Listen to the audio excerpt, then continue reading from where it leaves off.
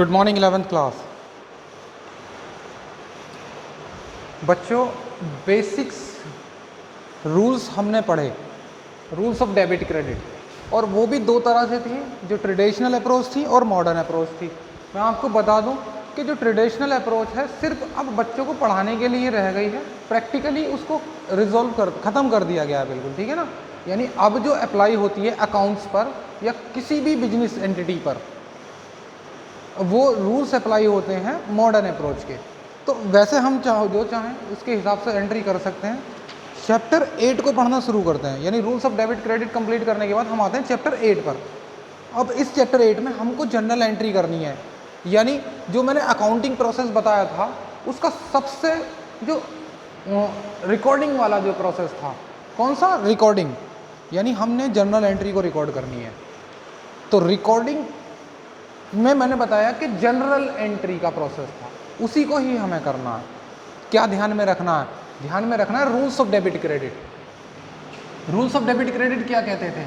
अगर मैं traditional approach की बात करूं, या तो क्या था उसमें कि एक तो पर्सनल अकाउंट था,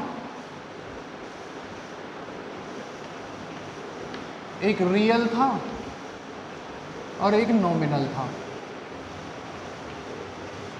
तो इसमें क्या था कि रिसीवर को डेबिट करते हैं और गिवर को क्रेडिट करते हैं। रियल में क्या करते थे, जो आता था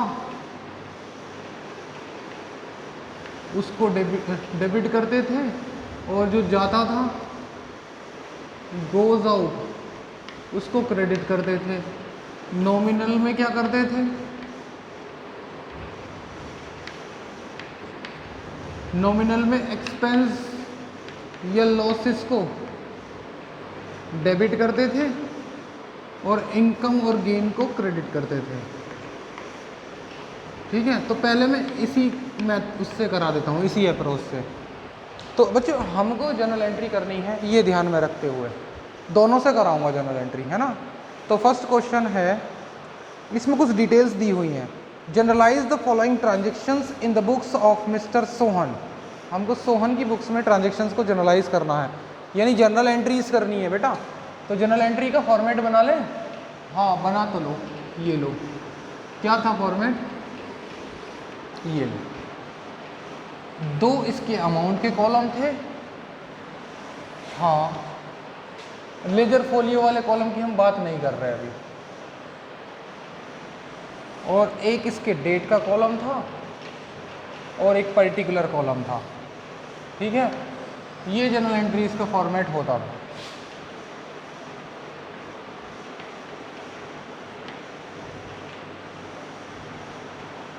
ये डेबिट साइड थी, DR stand for debit and CR stand for credit. Question number first है ये, है ना। देखो ध्यान से, हमको जनरल एंट्री यानी रिकॉर्डिंग प्रोसेस करना है सबसे पहले, और ये कहाँ होता है, इन the books of prime entry. सबसे पहली जो बुक्स होती है वहाँ इसको रिकॉर्ड करते हैं, इसके बाद दूसरी बुक में ट्रांसफ़र किया जाता है अगले प्रोसेस को, उसके बाद नेक्स्ट प्रोसेस में जाते हैं। देखो क्या कहते हैं, सोहन की बुक्स में हमें एंट्री करनी है। हम अकाउंटेंट किसके हैं, सोहन के। सोहन ने बिजनेस स्टार्ट करा, हम बिजनेस के यहाँ पर अकाउंटिंग कर रहे हैं। तो बिजनेस में क्या आया, cash. Cash means real account, आता है तो डेबिट। ये लो, मैंने कैश अकाउंट को डेबिट किया, ठीक है, ठीक है। लेकिन जब उसने पैसा लगाया तो एक लायबिलिटी भी अराइज हुई, या फिर दूसरी तरीके से हम देखें कि देने वाला कौन था, सोहन। देने वाला सोहन ही तो था, तो देने वाले को क्या करते हैं, क्रेडिट। लेकिन सोहन का तो अकाउंट हम सोहन के नाम से बनाते ही नहीं, किसके नाम से बनाते हैं, कैपिटल के नाम से। ध्यान है ना सबको, हाँ ध्यान है। तो सोहन को क्रेडिट ना करके हम कैपिटल अकाउंट को क्रेडिट करेंगे। कितने रुपए से, ये लो 50,000 रुपये इन्होंने दोनों ने लगा दिए। 50,000 हमने कैश को डेबिट किया और 50,000 सोहन को क्रेडिट किया। This is an rules of general entry.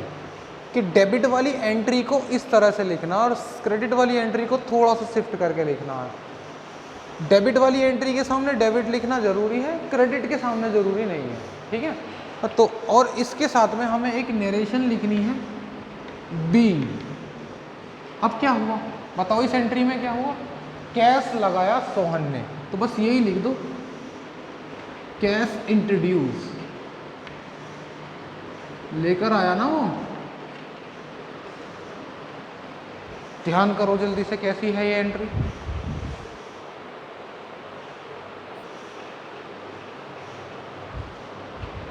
ठीक है ना बच्चों, हमको हर बार रिकॉर्डिंग करने से पहले आइडेंटिफाई करना है, मेजर करना है। आइडेंटिफाई में मतलब हमने क्या आइडेंटिफाई करा कि कौन सी कैटेगरी का अकाउंट है ये कौन सी कैटेगरी का अकाउंट है। मेजर करा कितने रुपए की हमने करनी है, तब जाकर रिकॉर्ड करा। समझ में आती है बात। नेक्स्ट पर आओ, goods purchase for cash. Rules ध्यान करो, या तो हम गुड्स खरीदेंगे या एसेट खरीदेंगे। जब हम एसेट खरीदेंगे तो एसेट का नाम यूज़ करेंगे, लेकिन अगर गुड्स खरीदेंगे तो हम वर्ड यूज़ करेंगे परचेज।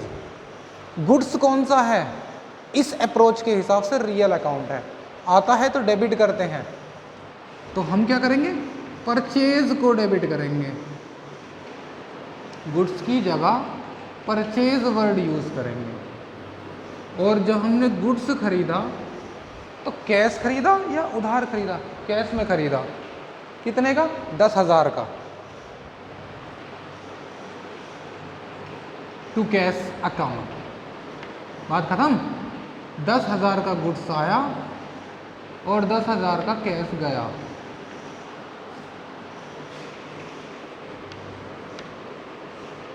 Being goods purchase. बात खत्म। अच्छा सर, ये गुड्स खरीदा है, अगर एसेट खरीदें तो एसेट भी तो रियल अकाउंट ही होती है।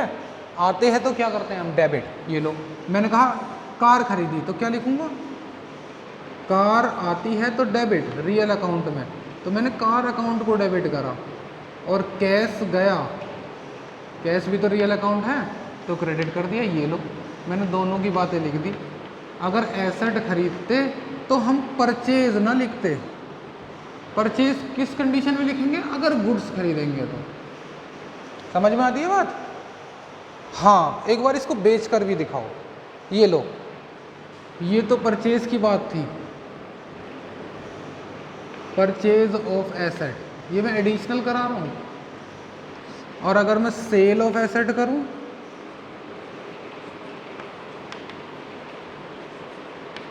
ये लो, जब एसेट बेचोगे तो एसेट जाएगी, जाने पर क्या करते हैं, उसको क्रेडिट करते हैं एसेट को, और आएगा क्या, कैश, तो कैश को कर देंगे डेबिट। ओहो, कैश आया तो डेबिट, कार गई तो क्रेडिट, क्योंकि दोनों ही रियल फैक्टर हैं ये लो, ठीक है। लेकिन अगर मैं गुड्स को बेचने लगूं तो मैं कार वर्ड यूज ना करने का, क्या यूज करूंगा, कार की जगह सेल, क्योंकि गुड्स की कंडीशन में वर्ड यूज करते हैं सेल। खरीदते हैं तो क्या प्लेस आता है, परचेज। खरीदने पर हमने परचेज कार की जगह, बेचने पर कार की जगह सेल। समझ में आती है बात। कब बनेगी कार हमारे लिए गुड्स, अगर हमारा बिजनेस ही कार खरीदने बेचने का है तो फिर तो ये हमारे लिए एज ए ट्रीटेड गुड्स, फिर हम सेल परचेज यूज करेंगे। समझ में आती है बात, इतनी नहीं। आ जाओ अगले पॉइंट पर। Purchase goods from Mohan on credit, उधार खरीदा है मोहन से। अगर ये ना लिखता ऑन क्रेडिट तो भी हम यही मानते कि उधार खरीदा है। क्यों, ध्यान से, परचेज गुड्स फ्रॉम मोहन, और इससे पहले में क्या लिखा हुआ था, परचेज गुड्स फॉर कैश। मैं दोनों वर्ड को हटा दूं, कैश को भी हटा दूं और क्रेडिट को भी हटा दूं, तो पहले वाली एंट्री क्या कहेगी, परचेज गुड्स। दूसरी एंट्री क्या कहेगी, परचेज गुड्स फ्रॉम मोहन। यानी पहले वाली में नाम स्पेसिफाइड नहीं कर रखा किससे खरीदा, दूसरी एंट्री में नाम स्पेसिफाइड किया हुआ है कि हमने किससे खरीदा, मोहन से। तो अगर नेम स्पेसिफाइड है, किसको खरीदा किसको बेचा, इसका मतलब उधार, क्रेडिट सेल परचेज है। लेकिन अगर नेम स्पेसिफाइड नहीं है तो इसका मतलब क्या है, कैश में बेच दिया होगा, इसलिए नेम नहीं लिखा। समझ में आती है बात? हाँ समझो। परचेज अकाउंट डेबिट करेंगे क्योंकि खरीदा है ना। ये लो, परचेज अकाउंट डेबिट, और कैश तो गया ही नहीं, देने वाला आ गया है यहाँ पर। हमें किसने दिया, मोहन ने। Mohan is an personal account और he is treated as a giver now. और गिवर को क्या करते हैं हम, क्रेडिट। तो मोहन ने दिया कितने का, 8,000, 6,000 है ना। हो, ये देख रहे हो क्लियर। कैश गया तो कैश क्रेडिट, ना गया तो जिसने दिया हमें वो सा क्रेडिट। गुड्स खरीदा तो परचेज डेबिट, नहीं तो जो एसेट आई वो डेबिट। समझ में आ रही है बात, क्या डिफरेंस हो रहा है एंट्री के। हाँ, पेड इनटू बैंक, बैंक में पेड किए, ठीक है। तो बैंक में जमा करने की एंट्री, रिसीवर कौन है यहां पर, इस अप्रोच के हिसाब से bank will be treated as a personal account, और रिसीवर कौन है, बैंक। ये लो, तो रिसीवर को डेबिट कर दो। इसकी नरेशन भी लिख दें, बीइंग गुड्स परचेज। यहां अगली लिखते हैं, ये मैंने फर्स्ट एंट्री की, ये सेकेंड एंट्री थी, अब मैं थर्ड एंट्री पर आता हूँ। बैंक में जमा करें तो रिसीवर कौन है, बैंक अकाउंट डेबिट टू, क्या गया तुम्हारे पास से, कैश। कैश जाता है तो क्रेडिट करते हैं। सर आता है इतना सब कुछ हमें, बहुत समझदार, सारे नालायकों की फौज। 5,000 लिख दो। बीइंग के साथ में क्या घटना हुई, bank deposit, being cash deposit,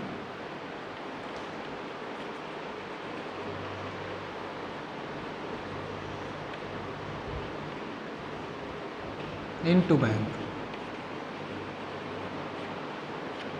ठीक है, कर लो नोट इसे। अभी पहले फिर इसको आगे कराता हूं मैं, आगे करें। हाँ चलो, मैं फॉर्मेट बना दूं सर, जल्दी से पहले से नोट कर लो।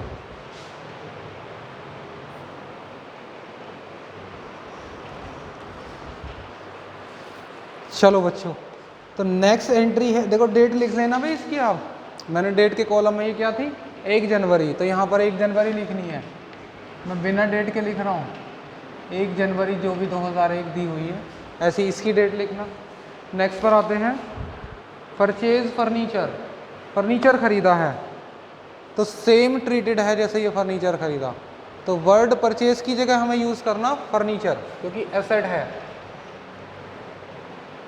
फर्नीचर अकाउंट डेबिट टू, क्योंकि नाम नहीं बताया किससे खरीदा है, तो हमने क्रेडिट में खरीदा होगा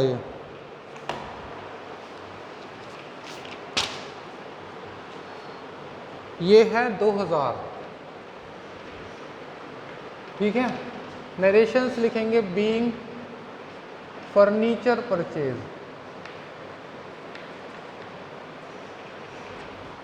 नेक्स्ट पर आए इसकी एंट्री पर, सोल्ड गुड्स फॉर कैश। क्या रूल्स है, कैश आएगा और गुड्स जाएगा, है ना। कैश अकाउंट डेबिट, और गुड्स के केस में अभी सेल की एंट्री समझाई थी आपको, ठीक है। 7,000 being goods sold.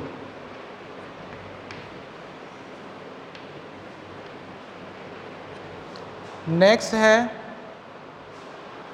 Sold goods to Ram, Ram specified हो गया, तो Ram is the receiver here and receiver will be debited, Ram debit to sale. मैंने कैश की जगह प्लेस चेंज कर दिया सेल में, क्योंकि राम रिसीवर बन गया। अच्छा देखो, मैंने राम के अगर अकाउंट नहीं लगाया है, क्यों? जब कोई व्यक्ति के नाम हो तो हम उसको राम अकाउंट नहीं लिख सकते, कैश अकाउंट तो लिखेंगे, लेकिन क्या लिखना पड़ेगा? अगर अकाउंट लिखना तो राम्स अकाउंट। ग्रामर लग गई यहाँ पर, राम अकाउंट नहीं होता, राम्स अकाउंट होता है, ठीक है। टू सेल लिखो भाई जल्दी से, 5000।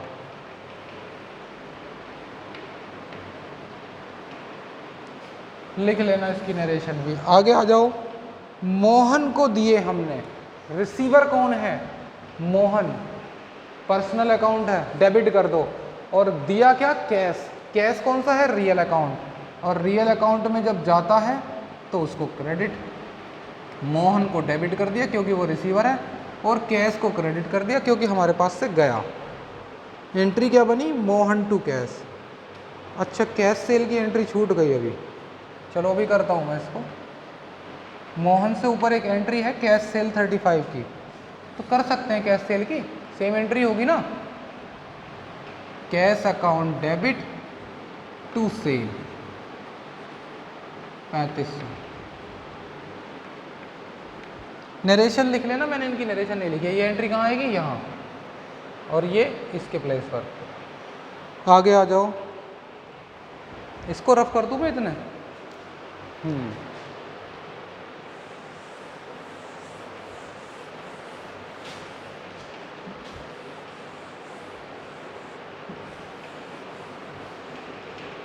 आ जाओ भाई, क्या है इसके बाद? वेजिस पेड करी है। वेजिस क्या है? नॉमिनल अकाउंट है बच्चों, ध्यान कर लो। Wages is an expense, debit कर दो वेजिस को, क्योंकि एक्सपेंस है। मजदूरी दी जाती है जब किसी को, उसको वेजिस कहते हैं। और क्या गया? कैश गया तुम्हारी जेब से, 100 rupees. Narration being wages paid, खत्म बात। आगे आ जाओ, डेट भी लिखते रहना सब एंट्रियों के साथ रेंट दिया, अब रेंट भी तो एक्सपेंस ही है, तो वेजिस की जगह नाम बदल कर रेंट लिख दो। ओहो, बड़ा आसान हो गया ये तो। नेक्स्ट क्या है एंट्रीज की? 1200 रुपये का रेंट, ये लो। अब क्या है इसके बाद? नरेशन लिखो बीइंग रेंट पेड। इसके बाद सैलरी दी, अब सैलरी भी तो एक्सपेंस ही है, इसकी जगह सैलरी का नाम लिख दो टू कैश। कितने रुपए दी है? 2800 रुपये।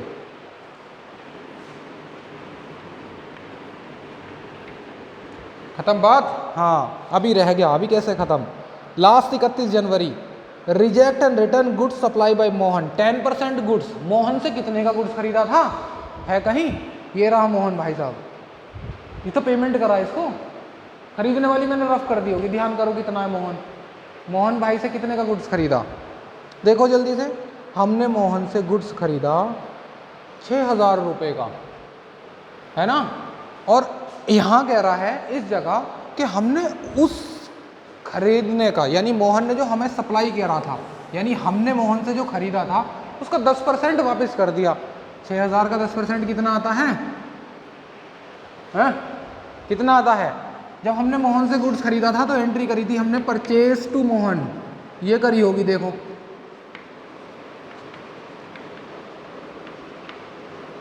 यही तो खरीदी थी, ये एंट्री थी, ध्यान कर लो। इसका 10% हमने वापस करा।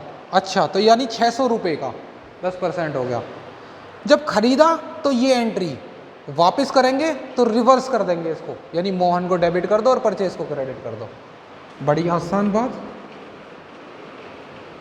मोहन डेबिट टू परचेज, लेकिन बेटा परचेज नहीं कहेंगे हम यहाँ पर, बस एक और जोड़ दो, परचेज रिटर्न, यानी जो खरीदा उसको वापस किया है।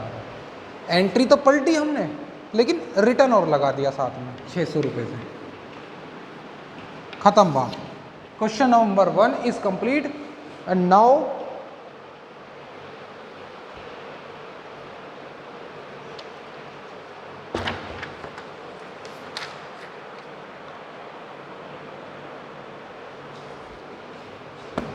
आ जाओ बेटा जल्दी से, कितना टाइम हो गया। चलो आज की वीडियो में बस इसको समझेंगे हम, कल नेक्स्ट वीडियो आएगी उसमें हम आगे क्वेश्चंस करेंगे। अभी आपको नेक्स्ट क्वेश्चन नहीं ट्राई करना, ठीक है ना। मे बी जितनी एंट्री हो जाए ट्राई कर लेना। चलो मैं करवा देता हूँ, थोड़ी सी प्रैक्टिस तो हो ही जाएगी। क्वेश्चन नंबर 2 को ट्राई करना आप, फिर मैं क्लास में भी कराऊंगा बाद में जो नहीं होंगे, ठीक है बेटा। यानी एक क्वेश्चन होमवर्क के लिए है, क्वेश्चन नंबर 2 आपको। चलो बच्चों।